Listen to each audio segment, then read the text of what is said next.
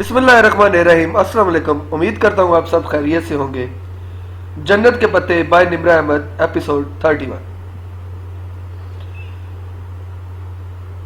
مگر کر لیتی ہے، وہ پھیکی سی مسکراہٹ کے ساتھ سنتے رہی۔ وہ اپنی بیٹی کو ہمیشہ اپنے ساتھ رکھتے تھے، چاہے گھر ہو یا آفس، محبت تھی یا فکر یا پھر دونوں۔ ان کے جانے کے بعد وہ کچھ دیر کے لیے گھر آئی تھی۔ گھر پہ وحشت اور ویرانی چھائی تھی، جیسے سب کچھ تھم گیا تھا۔ وہ ابھی ابایا اتار ہی رہی تھی کہ فون بجنے لگا۔ Private number کالیں۔ اس روز کے بعد میجر احمد نے آج کال کی تھی، مگر اس نے کال کاٹ دی۔ وہ بار بار فون کرنے لگا، مگر حیا نے فون بند کر دیا۔ وہ اس آدمی سے کوئی رابطہ نہیں رکھنا چاہتی تھی، ضرورت ہی نہیں تھی۔ ابا ابھی اسپتال میں تھے، آج سبین پھپھو اور فاطمہ ان کے پاس تھی، سو وہ اور جہان گھر پہ تھے۔ وہ شام کا وقت تھا، مگر روشنی باقی تھی۔ حیا چھت پر منڈیر کے ساتھ لگے جھولے پہ بیٹھی ابا کے گملوں کو دیکھ رہی تھی۔ آج ان پہ سایہ نہیں گر رہے تھے، مگر وہ پھر بھی مرجھائے ہوئے لگ رہے تھے۔ ان کا اس گھر میں خیال رکھنے والا جو تھا، وہ اب خیال رکھنے کی پوزیشن میں نہیں رہا تھا۔ اس نے بہت سے آنسو اپنے اندر اتارے۔ ابا کے پودے اکیلے ہو گئے تھے۔ کیسی ہو؟ جہان ہولے سے اس کے ساتھ آ کر بیٹھا۔ تمہارے سامنے ہوں، تم نے کھانا کھا لیا؟ ہاں، نور بانو میرا کھانا لے آئی تھی۔ اور تم نے؟ موڈ نہیں ہے۔ وہ ابھی تک گملوں کو دیکھ رہی تھی۔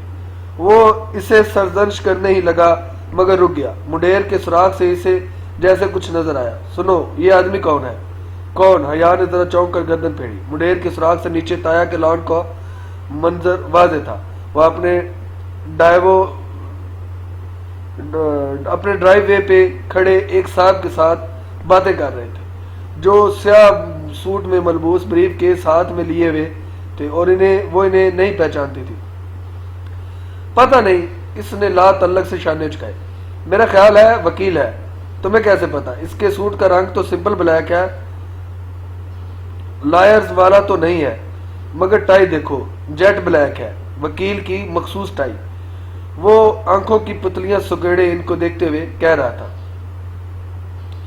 اور میرا خیال ہے وہ ابھی ادھر آنے کا ارادہ رکھتے ہیں۔ حیا نے ذرا حیرت سے اسے دیکھا۔ وہ اپنے ڈرائیو وے پہ کھڑے تھے۔ تمہیں کیسے پتا ان کا کیا ارادہ ہے؟ غور سے دیکھو، فرقان ماموں کے جوتوں کا رخ کس طرف ہے؟ حیا نے گردن ذرا اونچی کر کے دیکھا۔ تایا ابا کے جوتوں کا رخ نامحسوس سے انداز میں ان کے گھر کے درمیان دروازے کی طرف تھا۔ انسان جدھر جانے کا ارادہ رکھتا ہو، اس کے پاؤں خود بخود ادھر ہی مڑ جاتے ہیں، چاہے وہ ساکن کھڑا ہو یا بیٹھا ہی کیوں نہ ہو۔ اگر دوران گفتگو تمہارے مخاطب کے جوتے تمہارے مخالف سمت میں ہوں، تو اس کا مطلب ہوتا ہے کہ وہ بور ہو رہا ہے تم سے۔ حیا نے بے اختیار جہان کے جوتوں کو دیکھا۔ اس کے سیاہ تسمے والے بوٹ سیڑھیوں کے دروازے کی سمت تھے۔ حیا نے بے اختیار جہان کے جوتوں کو دیکھا۔ اس فائل میں کیا ہو سکتا ہے؟ اب وہ ذرا الجھتے ہوئے کہہ رہا تھا۔ حیا نے گردن پھر سے منڈیر کی جانب موڑی۔ نیچے وکیل صاحب اپنے بریف کیس سے ایک فائل نکال کر تایا ابو کو دکھا رہے تھے۔ سلمان ماموں کمپنی کے ایم ڈی ہے نا؟ ہاں، اور باقی شیئر ہولڈرز ہیں۔ اس کا مطلب ہے کہ ماموں کی بیماری کے باعث کچھ کام رک گئے ہوں گے، سو باقی شیئر ہولڈرز ان سے کچھ دستخط کروانا چاہتے ہوں گے۔ ماموں کا پاور آف اٹرنی کس کے پاس ہے؟ میرے پاس، وہ بے اختیار بولی۔ جہان ذرا سا چونکا۔ اصل میں بہت پہلے ابا نے مجھے اپنا اٹارنی انفیکٹ بنایا تھا، اور صرف اس صورت میں جب وہ خدا نخواستہ کام کرنے کے اہل نہ رہے، یعنی کہ میں اس وقت اصغر اینڈ سنز کی ایم ڈی سے مخاطب ہوں۔ وہ مسکرایا۔ ارے نہیں، میں تو بس اٹارنی انفیکٹ ہوں۔ ابا ٹھیک ہو جائیں گے تو خود سنبھال لیں گے، اور سب کچھ۔ اور جب تک وہ ٹھیک نہیں ہوتے، تب تک تایا فرقان سنبھال لیں گے۔ اس نے کہنے کے ساتھ نیچے دیکھا۔ تایا فرقان اب سمجھتے ہوئے اس بات میں سر اڑاتے فائل کے صفحے پلٹ رہے تھے۔ اس کے لیے انہیں سلمان ماموں کا پاور آف اٹرنی چاہیے ہوگا۔ شاید وہ ان سے اسی پہ دستخط کروانا چاہتے ہوں گے۔ جہان، ہو سکتا ہے یہ ان کا کوئی دوست ہو، تمہارے سارے اندازے غلط ہوں، اور اگر میرے اندازے درست ہوں، تب تم انہیں پاور آف اٹرنی لینے دو گی؟ ہاں، کیوں نہیں؟ تایا فرقان ابا کے بھائی ہیں آخر۔ جہان نے جیسے افسوس سے دیکھا۔ میڈم، ایک بات کہوں، جب باپ کسی قابل نہیں رہتا تو اولاد کے لیے زندگی بدل جاتی ہے۔ یہ جو آج تمہارے ساتھ ہے نا، ایک دفعہ کاروبار تمہارے ہاتھ سے گیا تو تمہیں کنارے سے لگا دیں گے۔ ہر کسی پہ شک مت کیا کرو جہان۔ وہ بیزار ہوئی۔ یہ فرقان ماموں ہی ہے نا جن کی ہم بات کر رہے ہیں. آنکھیں کھولو اپنی, تم انہیں اپنے باپ کی کرسی نہیں دے سکتی. حیا اور دیکھو وہ ادھر ہی آ رہے ہیں. وہ بے اختیار چونکی.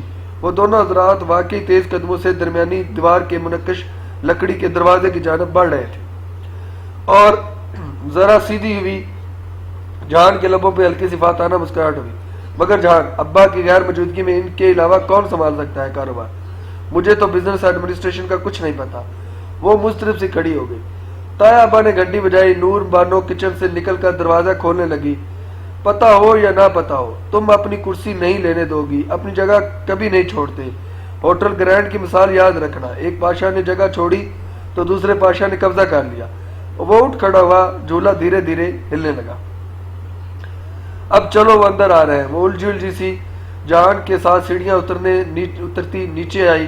تایا ابا وکیل صاحب کو باہر چھوڑ کر خود لاؤنج میں آ کھڑے ہوئے تھے. ان کے ہاتھ میں فائل تھی, مگر حیا کو تب بھی لگ رہا تھا کہ جہان کے اندازے غلط ہیں. حیا, تایا نے اجلت بڑے انداز میں اسے پکارا, تمہارے ابا اس کنڈیشن میں ہیں کہ سائن کر سکتے ہیں؟ وہ آخری سیڑھی پر ٹھہر سی گئی. حالات اتنے حساس ہو چکے تھے کہ معمولی سی بات بھی بہت زور سے لگتی تھی.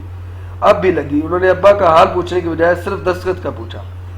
آپ کو کیا سائن کروانا ہے؟ سپاٹ سے انداز میں پوچھتی اس کے سامنے آ کھڑی ہوئی. جہان بہت سکون سے آخری سیڑھی پہ بیٹھ گیا تھا. اب گویا تماشا دیکھ رہا تھا. تمہارے کام کی چیز نہیں, وہ سائن کر سکتے ہیں یا نہیں؟ تایا ابا, اس کا سوال کرنا سخت ناگوار گزرا تھا تایا ابا کو. جہان ہلکا سا مسکرا دیا, مگر حیا تایا ابا کی طرف متوجہ تھی. وہ نہیں کر سکتے. ڈاکٹر نے ان سے زیادہ بات چیت سے منع کیا ہے. وہ دانستہ لمحے بھر کو رکی. آپ مجھے بتا دے تایا, شاید میں آپ کی مدد کر سکوں. آخر میں ابا کی اٹارنی انفیکٹ ہوں. تایا فرقان کو جیسے جھٹکا لگا. وہ حیرت بڑی الجھن سے اسے دیکھنے لگے. تم, سلمان نے تمہیں کب اٹارنی انفیکٹ بنایا؟ بہت پہلے ابا نے اپنا ڈیوریبل پاور آف اٹارنی مجھے دیا تھا. اس کے مطابق میں ابا کی جگہ کام کر سکتی ہوں. پورے اعتماد, اور وہ ہمیشہ سے تھی, اور اب بھی تایا فرقان کے باروب شخصیت کے سامنے کھڑی بہت اطمینان سے انہیں بتا رہی تھی. خلاف توقع وہ ایک دم غصے میں آ گیا. دماغ خراب ہے سلمان کا, وہ اس طرح کیسے کر سکتا ہے؟ اب تو وہ کر چکے ہیں. آخر میں ان کی بیٹی ہوں, انہیں مجھ پر بھروسہ ہے. کیا مذاق ہے یہ؟ وہ جیسے جنجلاتے تھے. اب سارا کام کیسے چلے گا؟ کیا میں ذرا سی بات کے لیے تمہارے پاس ادھر آتا رہوں گا؟ اور نو, نہیں تایا با, میں آپ سب کو اپنی وجہ سے زحمت نہیں دوں گی. کسی کو ادھر نہیں آنا پڑے گا. میں کل سے خود ہی آفس آ جاؤں گی. انٹرسٹنگ. آخری زینے پہ مطمئن سے بیٹھے تماشائی نے دلچسپی سے انہیں دیکھا جو آمنے سامنے کھڑے تھے. وہ جیسے دونوں کو تقریباً لڑوا کر بہت لطف اندوز ہو رہا تھا. تم آفس آؤ گی؟ تمہیں کیا پتا بزنس ایڈمنسٹریشن کا؟ دبے دبے غصے سے انہوں نے ہاتھ سے گویا ناک سے مکھی اڑائی. کیا فرق پڑتا ہے تایا با بھائی, جب پولیٹیکل سائنس میں سمپل ایم اے کر کے آج بورڈ آف ڈائریکٹر میں شامل ہو سکتے ہیں تو چند دن کے لیے ابا کی کرسی میں بھی سنبھال سکتی ہوں. وہ لب بھینچ کر بمشکل ضبط کر کے رہ گئے. ہمارے خاندان کی بچی اب آفس آئے گی, لوگ کیا کہیں گے آخر؟ وہ ذرا سے دھیمے پڑے. جب وہ اپنے تایا چاچا اور تایا زاد بھائی کے ہمراہ آفس آئے گی تو لوگ کچھ نہیں کہیں گے. وہ پہلی دفعہ ذرا سی مسکرائی. عجیب رواج چل نکلے ہیں. تایا ابا ماتھے پہ بال لیے پلٹ گئے اور لمبے لمبے ڈگ بھرتے باہر نکل گئے. اپنے پیچھے دروازہ انہوں نے زوردار آواز سے بند کیا تھا. کیا بات ہے؟ وہ مسکرا کر ستاشی انداز سے کہتا ہوا سیڑھی سے اٹھا. بس تالی نہیں بجائی, ورنہ انداز ویسا ہی تھا. تایا ابا نے مجھ سے کبھی ایسے بات نہیں کی. وہ ابھی تک ملال سے دروازے کو دیکھ رہی تھی جہاں سے وہ گئے تھے. ایسا ایسا وہ اس سے بھی زیادہ تحقیر سے بات کرنے لگیں گے. بس دیکھتی جاؤ. مگر وہ ٹھیک کہہ رہے تھے. میں کیسے ابا کی سیٹ پر بیٹھ سکتی ہوں؟ مجھے واقعی ان کے کاروبار کا کچھ نہیں پتا. اب پہلی دفعہ اسے فکر ستانے لگی. تایا کے سامنے جو بڑے بڑے دعوے کیے تھے ان کو ثابت کرنے کے لیے وہ کیا کرے؟ ایک دم سے بہت سا بوجھ اس کے کندھوں پہ آ گرا تھا. حیا, جب تم نے اس رات مجھے وہ ساری باتیں بتائی تھی تو میں نے تمہارے بارے میں دو رائے قائم کی تھی. پہلی یہ کہ جو لڑکی کسی کی مدد کے بغیر اتنا کچھ خود ہی تنہا سہتی ہے وہ بہت مضبوط لڑکی ہوتی ہے. شاید چند ماہ قبل تم اتنی مضبوط نہ ہو مگر اب ہو گئی ہو. وہ نرمی سے کہتا اس کے سامنے آ کھڑا ہوا اور ابھی تک دروازے کو دیکھ رہی تھی. اور دوسری یہ کہ تم نے اس سائیکو آفیسرز کا پزل حل کر لیا جس سے مجھے لگا کہ تم ایک سمجھدار اور ذہین لڑکی ہو. جو معمولی سی باتوں سے بھی اپنے مسائل کو حل ڈھونڈ لیتی ہے۔ یقین کرو بزنس سنبھالنے کے لیے کسی ڈگری سے زیادہ کامن سینس، مضبوط اعصاب اور ذہانت کی ضرورت ہوتی ہے، اور وہ سب تمہارے پاس ہے، پھر فکر کیسی؟ اس نے دروازے سے نگاہیں ہٹا کر جان کو دیکھا۔ کیا تم میری مدد کرو گے؟ بہت پر امید انداز میں اس نے پوچھا تھا۔ بالکل بھی نہیں، جو کرنا ہے اکیلے کرو اور خود کرو، کیونکہ تم کر سکتی ہو۔ ایک لا تعلق سا تبصرہ کر کے وہ دروازے کی طرف بڑھ گیا۔ اس نے تل ملا کر اسے جاتے دیکھا۔ آخر اس نے مدد مانگی کیوں اس آدمی سے؟ سوچا بھی کیسے کہ وہ اس کی مدد کرے گا؟ وہ تو جہان تھا، وہ ہمیشہ سے اسے تنہا چھوڑ کر چلے جانے کا عادی تھا۔ اب وہ کیا کرے گی؟ سر ہاتھوں میں تھامے وہ صوفے پہ گر سی گئی تھی۔ اس کی ادا کا سوال تھا۔ تایا کے سامنے اتنے دعوے کر کے وہ پیچھے نہیں ہٹ سکتی تھی۔ پیچھے ہٹنے کا راستہ اب بند تھا۔ اسے کل سے واقعی آفت جانا پڑے گا۔ وہ جانتی تھی کہ چند دن کی تو بات ہے۔ اس نے خود کو تسلی دی۔ رات وہ ابا سے ملنے گئی۔ جب فاطمہ قریب نہیں تھی تو ان کا ہاتھ پکڑ کر نرمی سے انہیں اس نے اپنا فیصلہ کیا بتایا۔ ساری بات سن کر وہ نحیف سے انداز میں ہلکا سا مسکرائے۔ باقر صاحب سے مل لینا، وہ تمہیں کام سمجھا دیں گے۔ بہت دھیمی آواز میں وہ بس اتنا کہہ سے پائے تھے۔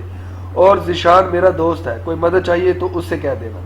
پھر انہوں نے آنکھیں موند لی۔ بیماری وہ شے نہیں ہوتی جو انسان کو ڈھا سکتی ہے۔ دکھ زیادہ زور آور ہوتے ہیں، وہ بھی ٹوٹ چکے ہیں۔ اسے روہیل پہ پہلے سے بھی زیادہ غصہ آیا۔ فاطمہ سے سامنا ہوا تو بس سرسری سا بتایا، کل میں ابا کے آفس جاؤں گی۔ انہوں نے حیرت سے اسے دیکھا۔ کیوں؟ ابا نے کہا تھا۔ اچھا، آپ یہ کاروباری باتیں ان سے مت کیجیے گا، ڈاکٹر نے منع کیا ہے۔ وہ نگاہ بچا کر پاس سے نکل گئی۔ فاطمہ کو جانتی تھی، اسے معلوم تھا کہ وہ اس کے فیصلے میں بہت خوش نہیں ہوں گی، اور خوش تو شاید خود بھی نہیں تھی۔ وہ خود بھی ایسا نہیں چاہتی تھی۔ یہ تو جہان تھا جس نے اسے پھنسوایا تھا، پھر خود پیچھے ہٹ گیا۔ سلمان صاحب کا آفس نہایت پرتعیش انداز میں راستہ کیا گیا تھا۔ گرے اور گہرے نیلے کے تھیم کے ساتھ سفید چمکتے ماربل ٹائلوں، قیمتی پتھر، پردے، شاہانہ فرنیچر۔ اس اونچی سیاہ گھومنے والی کرسی کی تو شان ہی الگ تھی جس پر وہ اس وقت بیٹھی تھی، اپنے سلک کے سیاہ عبایا میں ملبوس، دونوں کونیوں کرسیوں کے ہاتھ پہ جمائے انگلیوں سے دوسرے ہاتھ میں موجود پلاٹینیم گھماتے ہوئے ٹیک لگا کر بیٹھی وہ سنجیدگی سے سارا لاتی باقر صاحب کی بریفنگ سن رہی تھی۔ نفاست سے کیے گئے نقاب میں سے جھلکتی آنکھیں متوجہ انداز دے رہی تھی۔ Board of director, share holder, company کے زیر تعمیر پروجیکٹس، ٹینڈر، وہ سب سن رہی تھی، مگر بعض اصلاحات بہت مشکل تھی۔ اسے سب سمجھ نہیں آ رہا تھا، اور رہ کر اس کاروباری معاملات میں اپنی کم علمی کا افسوس کر رہی تھی۔ وہ خود کو سمجھا رہی تھی کہ یہ افسوس بھی کم علمی کا ہے، نہ کہ تایا کو یوں چیلنج کرنے کا، مگر شاید آخر الذکر پہ اسے زیادہ افسوس تھا۔ کمپنی میں 40% شیئر آپ کے والد کے ہیں میم، 20% فرقان صاحب کے، 20% ظاہر صاحب کے، اور 10% سیٹھی صاحب کے ہیں، اور آخری 10%۔ پہلی دفعہ اس نے زبان کھولی اور ساتھ ہی آفس کا دروازہ کھولا۔ حیا نے چونک کر دیکھا، پھر ناگواری کی ایک لہر اس کے سر سے پاؤں تک گھیر لیا، اور اگر اسے تھوڑا سا بھی خیال آتا کہ آخری 10% شیئر ہولڈر ولید لغاری ہو سکتا ہے تو وہ کبھی آفس نہ آتی۔ او، آپ آفس آئی ہیں؟ وہ آپ پہ زور دیتا طنزیہ مسکراہٹ کے ساتھ بااعتماد سے چلتا ہوا اندر آیا۔ باقر صاحب کے چہرے پہ ناگواری ابھری، مگر وہ خاموش ہے۔ تو سلمان انکل کی سیٹ آپ سنبھالیں گی؟ اس کے سامنے کرسی کھینچ کر وہ ٹانگ پر ٹانگ رکھ کر بیٹھا۔ کیا بزنس ایڈمنسٹریشن میں ڈگری آپ نے ترکی سے لی ہے؟ مگر ابا کو تو آپ نے بتایا تھا کہ آپ LLB کر رہی ہیں۔ تو مسخرانہ انداز میں کہتا وہ واضح طور پر اس رات کا حوالہ دے رہا تھا۔ یہ طے تھا کہ وہ پہلی دفعہ نقاب میں دیکھ کر اگر وہ فوراً اسے پہچان گیا تھا تو یہ تو وجہ یہی تھی کہ اس نے باہر سٹاف سے اس کی آمد کے بارے میں سنا تھا۔ تبھی وہ اتنے ہی اعتماد سے بے دھڑک اس آفس میں داخل ہوا تھا جس سے وہ ہمیشہ غالباً ہوتا تھا۔ تو میڈم MD، کیا ارادے ہیں آپ کے؟ کیا اب اس آفس میں طالبانائزیشن رائج ہو جائے گی؟ وہ جو خاموشی سے لب ہنچے اس کی بات سن رہی تھی، اس نے دائیں ابرو سوالیہ اٹھایا۔ سیاہ نقاب سے جھلکتی آنکھوں کی تختی واضح تھی۔ میں نے آپ کو پہچانا نہیں، آپ کی تعریف۔ باقر صاحب، یہ کون صاحب ہے؟ میم، یہ لغاری صاحب کے۔ پہچان تو خیر آپ گئی ہیں، مجھے نہیں لگتا کہ آپ کبھی بھول پائیں گی ولید لغاری کہتے ہوئے مجھے اور ولید صاحب۔ میری ایک بات کا جواب دیں۔ متوازن لہجے میں بات کاٹتے ہوئے وہ آگے کو ہوئی اور ایک دوسرے میں پھنسے ہاتھ میز پہ رکھے۔ وہ جو استائی انداز سے بولے جا رہا تھا رک گیا۔ ولید صاحب کیا میں نے آپ کو اپنے آفس میں بلایا تھا؟ ولید نے ہنس کر سر جھٹکا. میڈم حیا بلکہ مسز حیا اب جب آپ کا ادھر کام. ولید صاحب کیا میں نے آپ کو بلایا تھا؟ وہ پہلے سے بلند اور درشت آواز میں بولی. ولید کی بھویں سکڑی. سلمان انکل کے آفس میں آنے کے لیے مجھے اجازت؟ ولید صاحب کیا میں نے آپ کو بلایا تھا؟ وہ بے حد اونچی آواز میں کہتی کرسی سے اٹھ کھڑی ہوئی. باقر صاحب بھی احتراماً ساتھ ہی اٹھے. تابع داری کا ثبوت اور وفاداری کا احساس ولید کی پیشانی کے بال گہرے ہو گئے. وہ تیزی سے اٹھا. سلمان انکل میرے ساتھ یہ سلوک کبھی برداشت نہ کرتے. میں آپ کے ساتھ اس سے بھی بدتر سلوک کر سکتی ہوں. باقر صاحب ان صاحب کو باہر جانا ہے, پلیز دروازہ کھول دیں.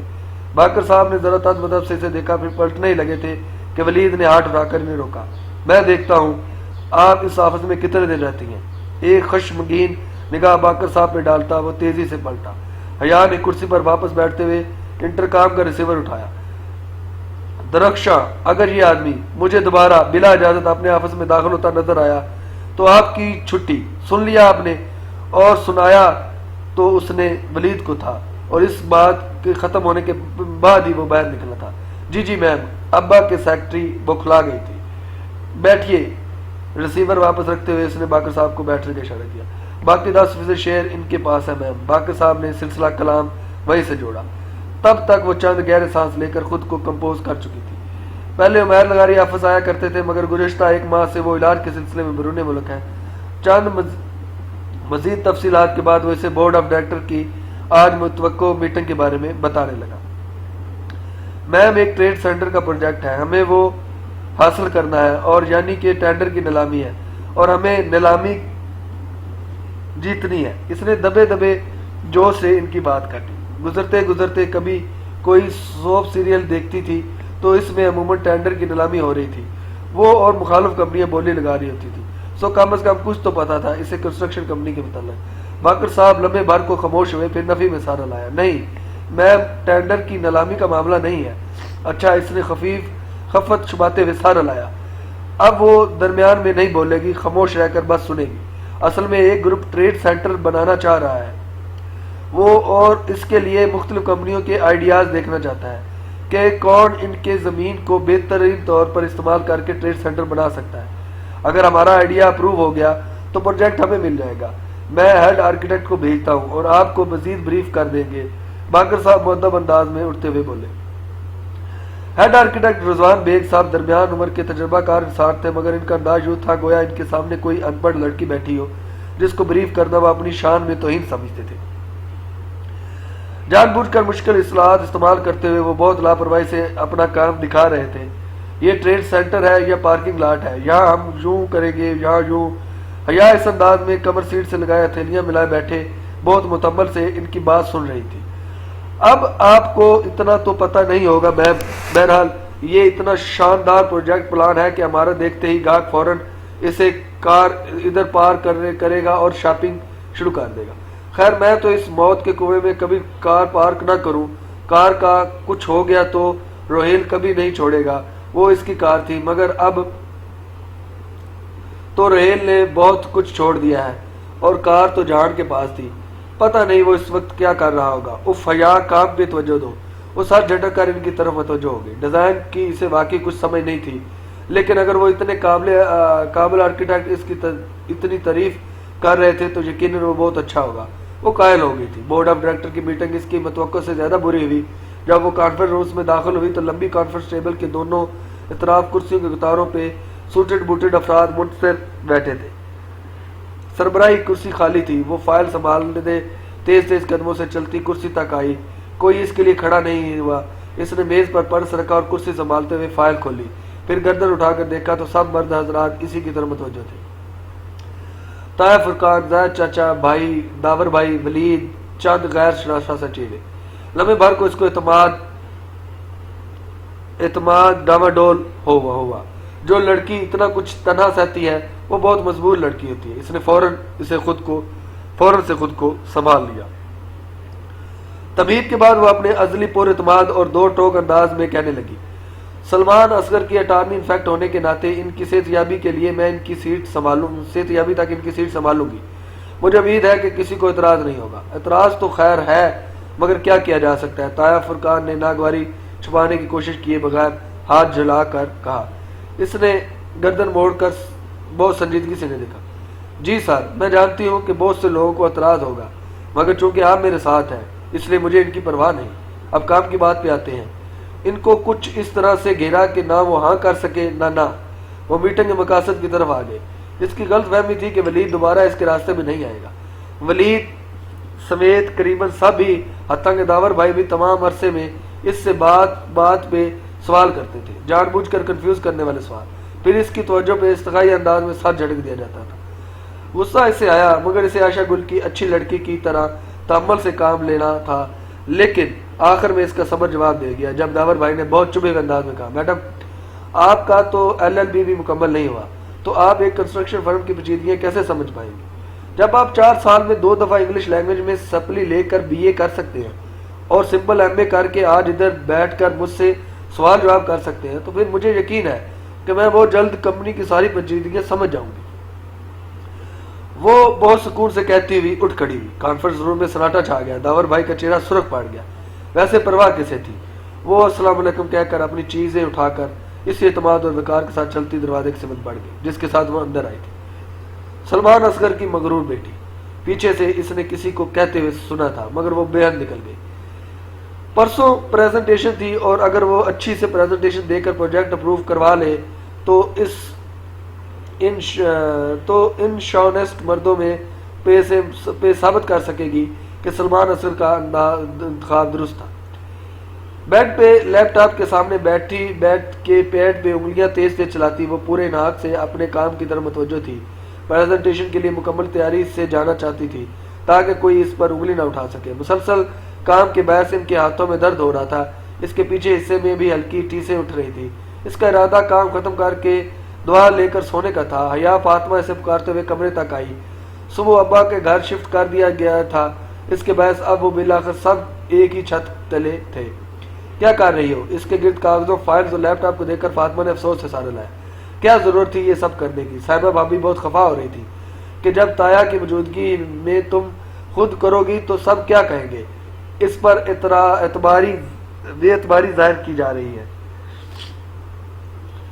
مجھے یہی بہتر لگا ابا نے مجھے اپنا اٹارنی انفیکٹ بنایا تو کچھ سوچ کر ہی بنایا ہوگا۔ وہ اسکرین سے نگاہیں ہٹائے بنا بولی، اچھا کل ارسل کا ولیمہ ہے، کیا پہنو گی؟ اف یہ شادیاں، جب سے ابا بیمار ہوئے تھے ان چیزوں کا دل ہی نہیں کرتا تھا۔ ارسل ان کا سیکنڈ کزن تھا، پھر بھی وہی مہندی شادی پہ وہ اور فاطمہ نہیں گئی تھی، اب ولیمہ پہ جانا تھا۔ کچھ بھی پہن لوں گی، مکسڈ گیدرنگ ہوگی۔ ان کی انگلیوں سے درد اب کلائیوں تک سرایت کر رہا تھا۔ ہاں مکسڈ ہی ہے، مگر پلیز اس دن کی طرح دوپٹہ مت لینا۔ فاطمہ اس کے قریب بیڈ پہ تھی، نروٹھے پن سے بولی، پر اماں مکسڈ گیدرنگ جو ہے نقاب تو کرنا پڑے گا۔ وہ ابھی تک اسکرین کی جانب متوجہ تھی، اسے پتہ نہیں چلا کہ اس نے کس شے کی دعوت دے ڈالی ہے۔ نقاب کس لیے؟ کیا ہو گیا تمہیں؟ وہاں کس سے کرنا ہے نقاب؟ کزن کی شادی ہے، وہاں سب اپنے ہی ہوں گے۔ وہ حیرت اور غصے سے بولی۔ حیا نے رک کر انہیں دیکھا۔ اپنا تو کوئی نہیں ہوتا اماں، وہ کزنز ہیں، سگے بھائی تو نہیں۔ اب جب کرتی ہوں نقاب تو ٹھیک سے کروں گی نا۔ اسے سر کے پیچھے حصے سے درد اپنے بازو تک بڑھتا ہوا محسوس ہو رہا تھا، یوں جیسے اس کی اندیکھی انگلیاں ہوں اور اس کے سر کو آہستہ آہستہ اپنے شکنجے میں لے رہی ہوں۔ تم پاگل ہو گئی ہو، تم فنکشن میں برقع اوڑھو گی؟ برقع نہیں اوڑھی، بڑے دوپٹے سے ہی کام چلا لوں گی۔ مکس گیدرنگ جو ہے، اس نے حتی وسیع لہجے کو نرم اور دھیما رکھنے کی کوشش کی، مگر مکس گیدرنگ میں بھی مردوں اور عورتوں کے ٹیبلز الگ الگ ہوتی ہیں، یا مرد دور ہوتے ہیں؟ دور کہاں، سامنے ہی تو بیٹھے ہوتے ہیں سب، درمیان میں اسکرین تو نہیں حائل ہوتی۔ اور پھر جو ویٹرز عورتوں کی طرف پھر رہے ہوتے ہیں، اور ارسل کے بھائی وہ تو ہمیشہ ہی عورتوں کی طرف ہوتے ہیں۔ وہ تو بچے ہیں، یا 20 سال کے بچے ہیں۔ تم بحث کیوں کر رہی ہو؟ درد کی لمبی انگلیاں اب اس کی کرپٹی سے ہوتی پیشانی کو اپنے شکنجے میں لے رہی تھی۔ تکلیف ہر پل بڑھتی جا رہی تھی۔ نہیں اماں، بحث تو نہیں کر رہی، صرف وضاحت کر رہی ہوں اپنے نقاب کی۔ اچھا پہلے تو تم نقاب نہیں لیتی تھی، پہلے تو تم بہت ماڈرن تھی۔ وہ چپ ہو گئی۔ زمانہ جاہلیت کا تانا کیسے چابک کی طرح لگتا ہے، کاش یہ تانا دینے والوں کو معلوم ہو سکے۔ جی میں پہلے نہیں لیتی تھی، لیکن اب کرتی ہوں تو مجھے پراپر طریقے سے کرنا چاہیے۔ تم شادی پہ نقاب لو گی تو لوگ کیا کہیں گے؟ وہ جھنجھلائی۔ نہیں لوں گی تو اللہ کیا کہے گا؟ کچھ نہیں ہوتا، یا ایسے بھی تو کتنے گناہ کر لیتے ہیں، غیبت گلے یہ سب گناہ نہیں ہوتا، کیا صرف نقاب نہ کرنا گناہ ہے؟ درد کی فولادی گرفت اس کے سر کو جکڑ لینے کے بعد اب گردن تک پھیلتی جا رہی تھی، اسے کندھوں پہ شدید دباؤ محسوس ہونے لگا۔ اماں میں نے کب کہا کہ میں نیک ہوں یا کوئی گناہ نہیں کرتی، لیکن اگر میں کوئی نیک کام کرنا چاہتی ہوں تو مجھے روکے مت۔ اس سے لگا وہ التجا کر رہی ہے، منت کر رہی ہے، وہ بنو قریظہ سے منت کر رہی ہے۔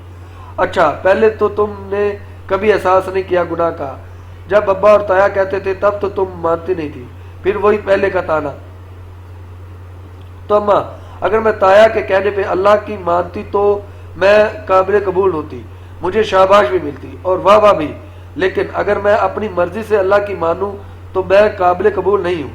اس نے دکھ سے انہیں دیکھا، وہ ماس کی برچھی کی طرح زخمی کرتی اذیت کندھوں سے گزرتی سینے میں اتر رہی تھی۔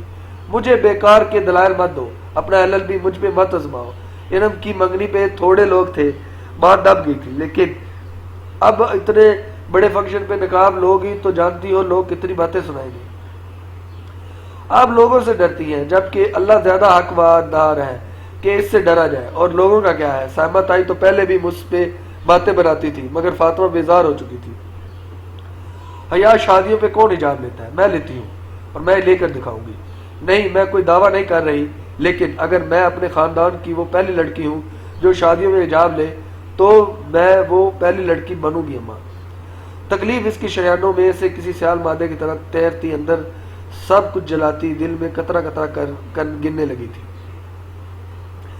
حیا شادیوں پہ تو خیر ہوتی ہے۔ نہیں اماں شادیوں پہ ہی تو، ان تقریبات سے ہی تو خیر کم اور شر زیادہ نکلتے ہیں۔ کتنا برا لگے گا تم نکاح میں بیٹھو گی، انہیں رہ رہ کر اس کی کم عقلی پر افسوس ہو رہا تھا۔ کس کو برا لگے گا؟ لوگوں کو، مگر اللہ تعالیٰ کو اچھا لگے گا۔ اچھا یعنی اب ہم جو نقاب نہیں کرتے وہ سب کافر ہوتے ہیں؟ ہاں سب بہت برے ہوں، ہاں ہم سب بہت برے ہوئے۔ میں نے یہ کب کہا؟ اماں میں خود نقاب لیتی ہوں مگر کسی دوسرے پر تو تنقید نہیں کرتی، میں تو کسی سے کچھ بھی نہیں کہتی۔ اماں اس کی آواز بھیگ گئی، درد اب اس کے دل کو کاٹ رہا تھا، الٹی چھری سے ذبح کر رہا تھا۔ خندق کی کوئی جنگ بنو قریظہ کے بغیر نہیں لڑی جاتی، اسے بھی بنو قریظہ مل گیا تھا اور اسے اور وہاں سے ملا جہاں اس نے کبھی تصور بھی نہیں کیا تھا۔ تم مت کہو مگر تمہارا حجاب چیخ چیخ کر یہی کہتا ہے کہ میں بہت اچھی ہوں، یہی کہتا ہے کہ میں بہت اچھی ہوں اور باقی سب برے۔ انہوں نے ہاتھ اٹھا کر چمک کر کہا، اور کہیں سے بھی ایک مہذب اور تعلیم یافتہ خاتون نہیں لگ رہی تھی۔ اماں اگر کوئی ایسا سمجھتا ہے تو میں اس کے اپنے اندر کی انسیکیورٹی ہے، میرا کوئی قصور نہیں ہے۔ میں تو کسی کو برا نہیں سمجھتی، میں تو بس آگ سے بچنا چاہتی ہوں۔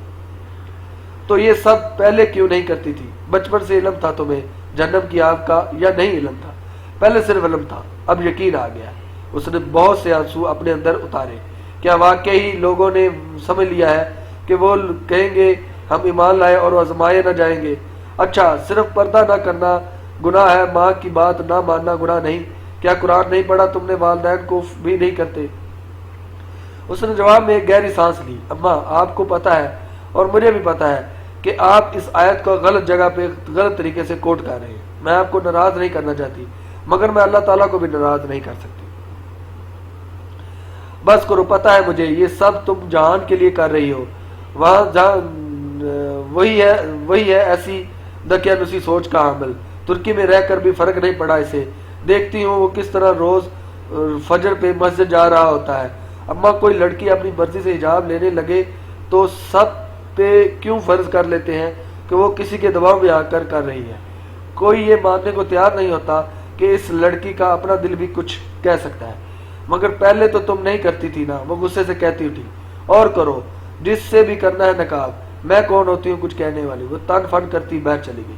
الٹی چھری ابھی تک اس کے دل کو کاٹے جا رہی تھی، خون کے قطرے اندر ہی اندر گر رہے تھے۔ مائیں بھی بعض دفعہ کتنا دل دکھاتی ہیں مگر انہیں کبھی احساس نہیں ہوتا۔ اس نے آنکھوں کو ہتھیلی کے پشت سے رگڑا مگر آنسو پھر بھی ابل پڑے۔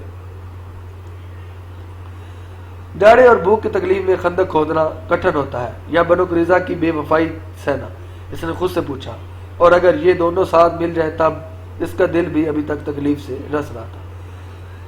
پریزنٹیشن اچھی چلی گئی تھی، جبکہ ولیمہ کا فنکشن اس سے بھی اچھا۔ آج اس نے نیوی بلیو لباس پہنا تھا، بڑا سا دوپٹہ ویسے ہی لیا جیسے ارم کی منگنی پہ لیا تھا۔ بیٹھی بھی ذرا الگ تھی، مگر یہ نہیں کہ کٹ کر رہی بلکہ ہر ایک سے ملی۔ وہی سوال و جواب کا سلسلہ البتہ جاری رہا۔ چہرے سے تو ہٹاؤ، یہ وہ فکرہ تھا جو حیرت اور اچنبے سے وہ لوگوں نے آ کر دہرایا۔ جواب میں وہ ایک سادہ مسکراہٹ کے ساتھ کہتی تھی، تھینک یو، میں بالکل ٹھیک ہوں۔ البتہ سب کی باتیں دل پر بہت زور سے لگتی تھی۔ فاطمہ نے کتنی دفعہ سے آنکھ سے اشارہ کیا کہ چہرہ پورا کھول لے، مگر جواب میں وہ آبرو سے پیچھے کی طرف اشارہ کرتی جہاں مووی بنا رہا تھا۔ وہ جھنجھلا گئی۔ او ہو، فیملی ویڈیو ہے، اپنوں میں ہی رہے گی، باہر تھوڑی جائے گی۔ بالکل وہ سماعت میں سارا لا کر دوسری جانب دیکھنے لگی۔ صرف شیلا تھی جو اسے یوں ملی جیسے کوئی تبدیلی نہ آئی ہو۔ اس کی آنکھیں البتہ اب بھی ویسی تھی، اداس اور تھکان سے بھرپور تھی، مگر اب حیا کو وجہ جاننے کی ضرورت نہ رہی تھی۔ اس نے ابھی وہ 1-2 فنکشن حجاب میں اٹینڈ کیے تھے۔ کل فاطمہ سے بحث کی تکلیف کا اثر ابھی تک دل پہ تھا، اور شیلا تو پچھلے 2 برس سے ہر غمی خوشی میں اسی طرح شرکت کرتی رہی تھی۔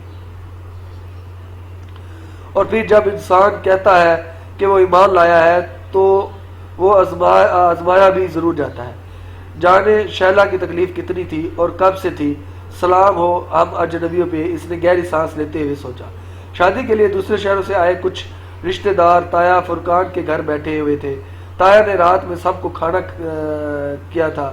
اس وقت بھی ان کا گھر مہمانوں سے بھرا ہوا تھا۔ جب وہ پریزنٹیشن کا بتانے ان کی طرف آئی، لان میں اندھیرا اتر آیا۔ تایا برآمدے میں ہی کھڑے تھے۔ اندر جانے والا دروازہ کھلا تھا، مگر آس پاس کوئی نہ تھا۔ اندر سے البتہ گہمی اور رونق کی سی آوازیں آ رہی تھی۔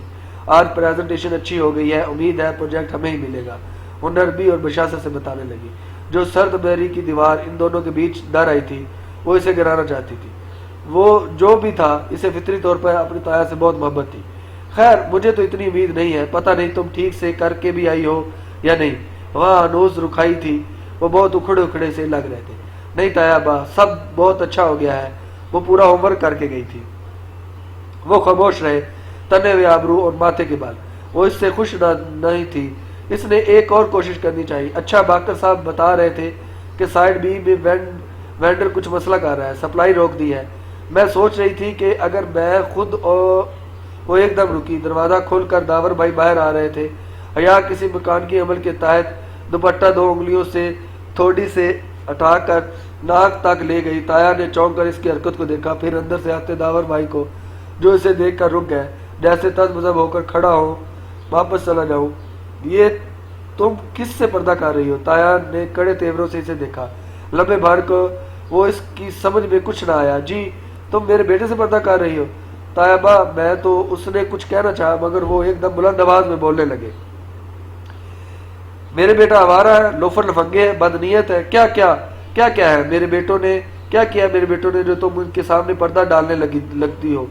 اونچے غسیلی آواز نے اندر باہر خاموشی طاری کر دی۔ وہ بالکل ساکت سی بنا پلک جھپکے انہیں دیکھ رہی تھی۔ اس کی سمجھ میں نہیں آ رہا تھا کہ کیا ہو رہا ہے۔ تم میرے ہی گھر میں کھڑے ہو کر میرے بیٹوں کو گھٹیا اور نیچ ثابت کرنا چاہتی ہو، تم میرے بیٹوں کو ذلیل کر رہی ہو۔ وہ غصے سے دھاڑے داور بھائی نے نفی میں سر ہلایا، جیسے انہیں قطن نہ لگا ہو کہ وہ ان کو ذلیل کیا گیا ہے۔ اندر سے باہر لوگ آنے لگے، کوئی کچن کے دروازے سے باہر نکلا، کوئی برآمدے کے دروازے سے۔ تماشا سج گیا تھا، تماشائی جمع ہو رہے تھے۔ میرے بیٹوں نے ساری عمر بھائیوں کی طرح خیال رکھا تمہارا، اپنا بھائی تو اس کافر عورت کے ساتھ منہ کالا کر کے بیٹھ گیا ہے، مگر تم الٹا میرے بیٹوں کے خلاف محاذ بنا رہی ہو۔ پورے ترکی میں آوارہ پھرتے تمہیں پردے کا خیال نہیں آیا تھا؟ اس کا جیسے سانس رک گیا۔ اسی پل ان کو دیکھا، بمشکل وہ چند لفظ کہہ پائی۔ ظاہر چچا، آپ تایا ابو کو سمجھائیں، انہیں غلط فہمی ہوئی ہے۔ میں تو ٹھیک کہہ رہے ہیں بھائی، یہ ڈھکوسلے تم کس کے لیے کرتی ہو؟ ڈھکوسلے پہلے ساری زندگی خیال نہیں آیا، اب کہاں کا اسلام شروع ہو گیا ہے تمہارا؟ وہ جواباً اتنے ہی غصے سے بولے تھے۔ آج کی قسط کے لیے اتنا ہی، انشاءاللہ اگلی قسط کے ساتھ دوبارہ حاضر ہوگی۔